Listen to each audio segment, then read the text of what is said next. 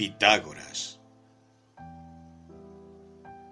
Pitágoras, cuya influencia en los tiempos antiguos y modernos es el tema de este capítulo, es intelectualmente uno de los hombres más importantes que han existido, tanto cuando era sabio como cuando no lo era. La matemática como argumento deductivo, demostrativo, empieza con él, y en él está unida con una forma peculiar de misticismo. La influencia de las matemáticas y la filosofía, en parte debida a él, ha sido desde entonces tan profunda como funesta. Empecemos con lo poco que sabemos de su vida. Nació en la isla de Samos y tuvo su época de florecimiento alrededor del año 532 a.C. Según algunos autores, era hijo del dios Apolo. Otros dicen que fue hijo del rico ciudadano Nesarcos. Que elija el lector entre las dos posibilidades. En su tiempo, Samos fue gobernada por el tirano Polícrates, un viejo pícaro que se había enriquecido mucho y que poseía una gran flota. Samos era la rival comercial de Mileto. Sus negociaciones llegaron hasta Tartesos, en España, famoso por sus minas. Polícrates fue tirano de Samos, alrededor del año 535 a.C., y gobernó hasta el año 515 a.C. No tenía escrúpulos morales. Se deshizo de dos hermanos que al principio habían reinado con él, y solía emplear su gran flota para la piratería. Se aprovechó de que Mileto había sido sometida recientemente a Persia. Para impedir una mayor expansión de los persas hacia Occidente, se hizo aliado de Amasis, rey de Egipto. Pero cuando Cambises, rey de Persia, dedicó todas sus fuerzas a la conquista de Egipto, Polícrates vio que éste tenía probabilidades de ganar y se pasó al otro lado. Mandó una flota, compuesta de sus enemigos políticos, para atacar Egipto, pero las tripulaciones se rebelaron y volvieron a Samos para atacarle. Sin embargo, los dominó, pero por fin cayó porque le traicionó su avaricia. El sátrapa persa de Sardes fingió que quería rebelarse contra el gran rey y que pagaría enormes sumas por la ayuda de Polícrates. Este marchó al continente para celebrar una entrevista, y allí fue capturado y crucificado. Polícrates patrocinaba el arte y embelleció Samos con notables obras públicas. Anacreonte era el poeta de su corte. Pitágoras, sin embargo, vivía en desacuerdo con su gobierno y abandonó Samos.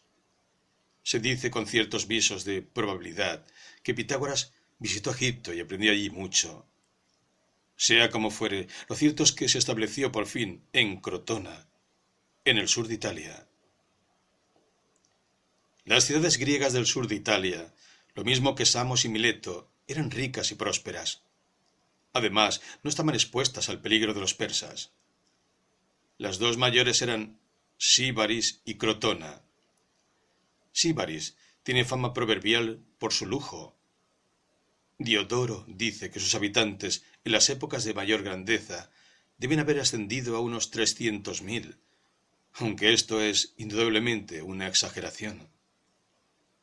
Crotona tenía poco más o menos las mismas dimensiones que Síbaris. Las dos ciudades vivían de la importación de mercancías jónicas a Italia, en parte para el concurso de este país, en parte para la reexportación desde la costa occidental a Galia y España.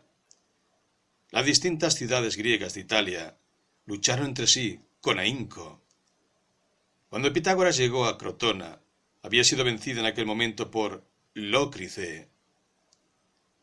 Poco después, sin embargo, Crotona obtuvo una victoria absoluta en la guerra contra Síbaris, la cual fue casi del todo destruida. Año 510 a.C.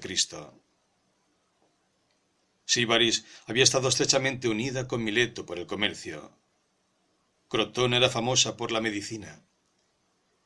Demócedes de Crotona fue el médico de Polícrates y después de Darío. En Crotona, Pitágoras fundó una sociedad de discípulos que durante cierto tiempo adquirió influencia en la ciudad. pero al final los ciudadanos se volvieron contra él y se marchó a Metapontio, también en el sur de Italia, donde murió. Pronto se convirtió en una figura mística, a la que se atribuyeron milagros y poderes mágicos, pero también fue el fundador de una escuela de matemáticos. De esta forma, dos tradiciones opuestas se disputaron su memoria, y es difícil entresacar la verdad. Pitágoras es una de las figuras más interesantes y desconcertantes de la historia. No solo las tradiciones que se refieren a él son a la vez una mezcla de verdad y fantasía, sino que incluso en su forma menos discutible y desnuda se nos presenta una psicología muy extraña. Se le puede describir, brevemente, como una combinación de Einstein y Mrs. Eddy. Fundó una religión cuyos dogmas principales eran la transmigración de las almas y que el comer alubias era un pecado. Su religión se encarnó en una orden religiosa que en algunos lugares tomó las riendas del Estado y estableció una regla de los santos. Pero los no regenerados suspiraban por las alubias y se rebelaron más pronto o más tarde. Algunas de las reglas de la orden de Pitágoras eran las siguientes. 1. Abstenerse de las alubias. 2. No recoger lo que se ha caído. 3. No tocar un gallo blanco. 4. No romper el pan. 5. No pasar sobre un travesaño. 6. No remover la lumbre con hierro. 7. No comer de una gaza de pan entera. 8. No coger una guirnalda. 9. No sentarse en una medida de a cuarto. 10. No comer corazón. 11. No andar por las carreteras. 12. No dejar que las golondrinas aniden en el tejado de la propia casa. 13. Cuando el puchero se quita de la lumbre, no dejar su marca en la ceniza, sino removerla. 14. No mirar un espejo al lado de una luz. 15. Al levantarse de las sábanas, enrollarlas y hacer desaparecer la huella del cuerpo. Todas estas prescripciones pertenecen a conceptos primitivos del tabú. Cornford, de la religión a la filosofía, dice que, a su juicio, la escuela de Pitágoras representa la principal corriente de la tradición mística que hemos puesto en contraste con la tendencia científica. Considera a Parménides, al que llama descubridor de la lógica, como un producto del pitagorismo, y Platón mismo encontró la fuente principal de su inspiración en la filosofía italiana. Dice que el pitagorismo fue un movimiento de reforma dentro del orfismo, y el orfismo a su vez una reforma de la adoración a Dioniso. El contraste de lo racional con lo místico, que se extiende por toda la historia, aparece primeramente entre los griegos como una oposición entre los dioses olímpicos y los otros menos civilizados, que tiene más afinidad con las creencias primitivas tratadas por los antropólogos. Esta división, Pitágoras estaba del lado del misticismo, aunque el suyo tenía una nota particularmente intelectual. Él se atribuye a sí mismo un carácter semidivino, y parece haber dicho: hay hombres y dioses, y seres como Pitágoras. Todos los sistemas que inspiró presentan una tendencia, como dice Cornford, ultramundana, dando todo el valor a la unidad invisible de Dios, y condenando el mundo visible como falso y engañoso, un medio turbio, en el cual los rayos de la luz celeste se quiebran y transforman en bruma y tinieblas. Arco dice que Pitágoras enseñó primero que el alma es inmortal y que se transforma en otras especies de cosas vivientes. Además, que todo lo que nace vuelve a nacer en las revoluciones de un determinado ciclo, pues nada es absolutamente nuevo, y que todo lo que nace con vida debe ser tratado como cosa afín. Se cuenta que Pitágoras, como San Francisco, predicaba a los animales. En la sociedad que fundó, fueron admitidos hombres y mujeres en iguales condiciones. La propiedad era común, y había modo de vivir común. Incluso los descubrimientos científicos y matemáticos fueron considerados colectivos, y místicamente atribuidos a Pitágoras, aun después de su muerte. Y Pasos de Metapontio, que violó esta regla, naufragó, porque la ira divina le castigó por su impiedad. Pero, ¿qué tiene que ver todo esto con las matemáticas? Se relaciona por medio de una ética que ensalzaba la vida contemplativa. Barnett resume esta ética de la manera siguiente. Somos extranjeros en este mundo. El cuerpo es la tumba del alma y, sin embargo, no debemos intentar escaparnos por el suicidio, porque somos rebaños de Dios, que es nuestro pastor, y sin su mandato no tenemos derecho a desaparecer. En esta vida hay tres clases de hombres, lo mismo que hay tres clases de personas que van a los Juegos Olímpicos. La más baja es la que va a comprar y vender, la segunda a tomar parte en las competencias, pero los mejores son los que solamente van a contemplar el espectáculo. La más grande purificación es, por lo tanto, la ciencia desinteresada y el hombre que se dedica a ella. El verdadero filósofo se libra más eficazmente de la rueda del nacimiento. Los cambios en el significado de las palabras son muchas veces muy instructivos. Por ejemplo, hablé de la palabra orgía. Ahora voy a tratar de la palabra teoría. Originalmente fue una palabra órfica, que Comfort interpreta como contemplación apasionada simpática. Dice: el espectador se identifica con el Dios que sufre, muere su muerte y renace nuevamente con su nacimiento. Para Pitágoras la contemplación simpática, apasionada, era intelectual y desembocó en la ciencia de las matemáticas. De esta manera, por el pitagorismo, la palabra teoría ha adquirido poco a poco su sentido moderno. Pero para los admiradores de Pitágoras, conservaba un elemento de revelación extática. Para los que de mala gana han aprendido en la escuela un poco de matemáticas, les parecerá algo extraño. Pero los que han experimentado el placer embriagador de la súbita intelección que produce las matemáticas, de vez en cuando, a los que las aman, el concepto de Pitágoras les parecerá muy natural, aunque no fuese cierto. Podría parecer como si el filósofo empírico fuese esclavo de su materia, pero que el matemático puro, como el músico, es creador libre de su mundo de belleza ordenada. Es interesante observar, en la descripción que hace Barnett de la ética de Pitágoras, la oposición a los valores modernos. Los hombres de nuestro tiempo, por ejemplo, en un partido de fútbol, consideran a los jugadores más valiosos que a los espectadores. Lo mismo pasa con el Estado. Admiran más a los políticos, que son los que participan en el juego, que a los simples espectadores. Este cambio de valores está relacionado con el cambio del sistema social. El guerrero, el aristócrata, el plutócrata y el dictador tienen cada uno su propia norma de lo bueno y verdadero. El aristócrata posee cierta parte de la teoría filosófica por estar asociado con el genio griego, porque la virtud de la contemplación conquistó el apoyo teológico y porque el ideal de la verdad desinteresada prestó dignidad a la vida académica.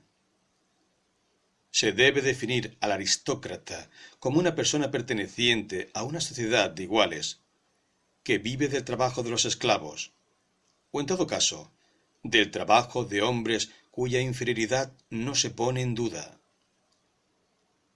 Hay que observar que esta definición incluye al santo y al sabio, en cuanto las vidas de estos hombres son más contemplativas que activas.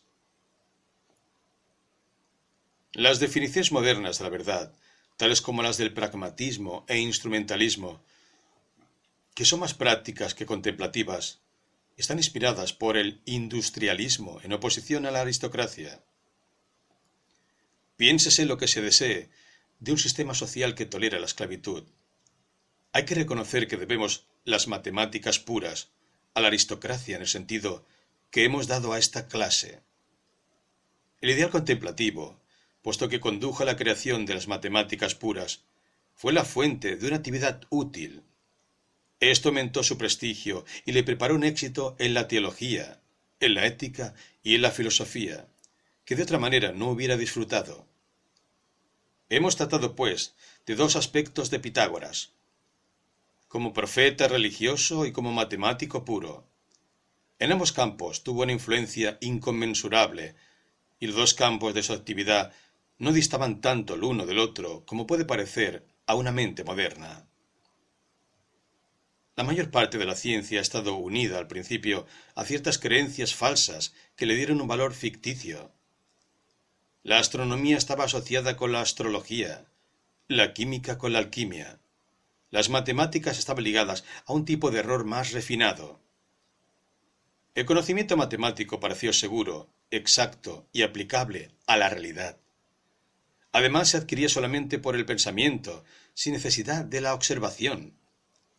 Por consiguiente, se creía que proporcionaba un ideal del que el conocimiento empírico corriente distaba mucho. Se suponía, basándose en las matemáticas, que el pensamiento era superior a los sentidos y la intuición a la observación. Si el mundo de los sentidos no es apto para las matemáticas, tanto peor para él. Se buscaban de distintas maneras métodos para acercarse al ideal del matemático. Y las sugerencias que de allí resultaban fueron la fuente de muchos errores de la metafísica y en la teoría del conocimiento. Esta forma de filosofía empieza con Pitágoras. Pitágoras, como sabe todo el mundo, dijo que todas las cosas eran números. Esta afirmación, interpretada a la manera moderna, es lógicamente un disparate. Pero lo que quería expresar no lo era del todo. Él descubrió la importancia de los números en la música, y la relación que estableció entre la música y la aritmética sobrevive los términos matemáticos, medida armónica y progresión armónica. Se imaginaba los números como figuras, tal como aparecen en los dados o los naipes. Todavía hoy hablamos de cuadrados y cubos de los números, y estos términos proceden de Pitágoras. También cita números oblongos, triangulares, piramidales, etc. Eran estos los números de guijarros, o como diríamos con más naturalidad, perdigones, necesarios para hacer las formas en cuestión. Él consideraba, probablemente, el mundo como atómico, y los cuerpos hechos de moléculas compuestas de átomos dispuestos en varias formas. Así esperaba hacer de la aritmética el estudio fundamental para la física y la estética. El descubrimiento más grande de Pitágoras, o de sus discípulos más allegados, fue la proposición de los triángulos rectángulos, de que la suma de los cuadrados de los catetos es igual al cuadrado de la hipotenusa. Los egipcios ya sabían que un triángulo cuyos lados son 3, 4, 5, tiene un ángulo recto, pero parece que los griegos fueron los primeros en observar que 3 elevado a 2 más 4 elevado a 2 igual a 5 elevado a 2. Y siguiendo esta sugerencia, los primeros en descubrir una prueba de la proposición general. Desgraciadamente para Pitágoras, este teorema condujo al descubrimiento de los inconmensurables, que parecía refutar toda su filosofía. En un triángulo rectángulo isósceles, el cuadrado de la hipotenusa es el doble del cuadrado de cada cateto. Supongamos que cada cateto mide 1 pulgada. ¿Qué longitud tiene, pues, la hipotenusa? Supongamos que su longitud es m partido por n pulgadas. Entonces, m cuadrado partido por n cuadrado igual a 2. Si m y n tienen un factor común, hágase la división, y entonces m o n deben ser impares. Ahora es m al cuadrado igual a 2n cuadrado. Por lo tanto, m cuadrado es par. Por lo tanto, m es par y n es impar. Supongamos que m igual a 2p. Entonces, 4p cuadrado igual a 2n cuadrado. Por consiguiente, n cuadrado igual a 2p cuadrado. y por lo tanto n es par contra hipotenusa. Por consiguiente, ninguna fracción de m partido por n medirá la hipotenusa. Esta prueba, en su sustancia, está en Euclides, libro 10. Este argumento demostraba que, sea la que fuere la unidad de longitud que adoptemos, hay longitudes que no guardan relación numérica exacta con la unidad, en el sentido de que no hay dos enteros, m, n, tales que m veces la longitud en cuestión sea n veces la unidad. Esto convenció a los matemáticos griegos de que la geometría debía establecerse independiente de la aritmética. Hay pasajes en los diálogos de Platón que prueban que la consideración por separado de la geometría era muy corriente en su época. Euclides la perfeccionó. Este sabio, en el libro 2, demuestra geométricamente muchas cosas que naturalmente deberíamos demostrar por álgebra. Por ejemplo, entre paréntesis, a más b, cierra paréntesis al cuadrado, igual a cuadrado más 2ab más b cuadrado. A causa de la dificultad de los inconmensurables, estimó necesario este método. Lo mismo ocurre con las proposiciones de los libros 5 y 6. Todo el sistema es lógicamente delicioso y anticipa el rigor de los matemáticos del siglo XIX. Mientras no existía una teoría aritmética adecuada de los inconmensurables, el método de Euclides era el mejor posible en geometría. Cuando Descartes introdujo la geometría coordenada, dando el lugar supremo a la aritmética, supuso la posibilidad de una solución del problema de los inconmensurables, aunque entonces no fue encontrada. La influencia de la geometría en la filosofía y el método científico ha sido profunda. La geometría, tal como fue establecida por los griegos, comienza con axiomas que son, o creían serlo, evidentes en sí mismos. Luego avanza la geometría por razonamientos deductivos hasta los teoremas que no son, ni mucho menos, evidentes en sí. Los axiomas y teoremas se tienen por ciertos en el espacio real, y este es algo dado por la experiencia. Así parecía ser posible descubrir cosas del mundo real, descubriendo primero lo que es evidente en sí, y después haciendo uso de la deducción. Esta idea influyó en Platón, Kant y la mayoría de los filósofos intermedios. Cuando dice la Declaración de la Independencia que estas verdades las consideramos como evidentes en sí, se rige por Euclides. La doctrina del siglo XVIII de los derechos naturales es una búsqueda de axiomas euclidianos en el campo de la política. La forma de los principios de Newton, a pesar de su materia reconocidamente empírica, está dominada por Euclides. La teología, en sus exactas formas escolásticas, se nutre de la misma fuente.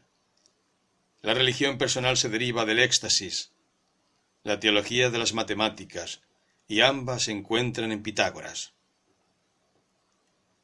Creo que la matemática es la fuente principal de la fe, en la verdad eterna y exacta, y en un mundo suprasensible e inteligible. La geometría trata de círculos exactos, pero ningún objeto sensible es exactamente circular, por muy cuidadosamente que manejemos el compás.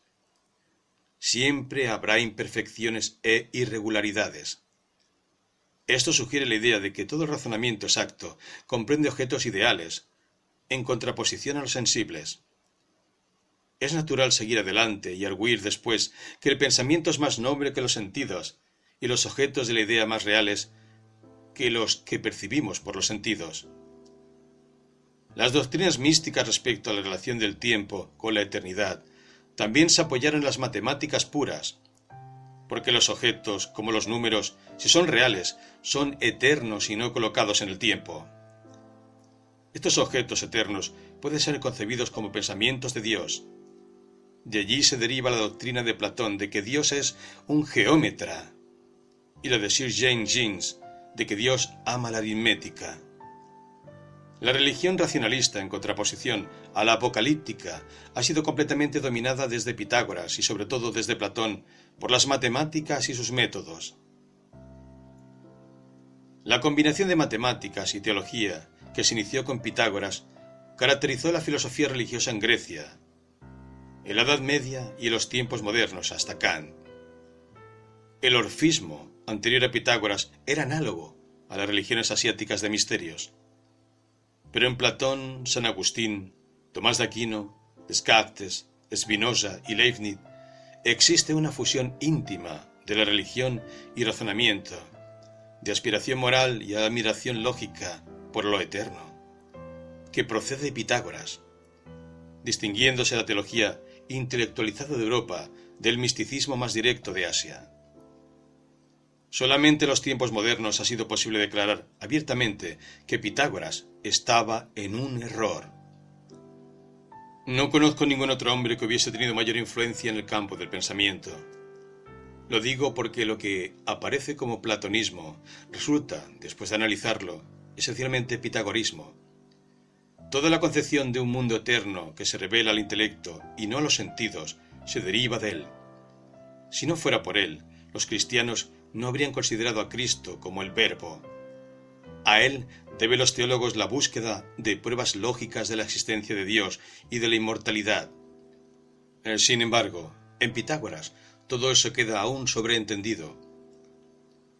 ¿Cómo se hizo explícito? Lo veremos más adelante.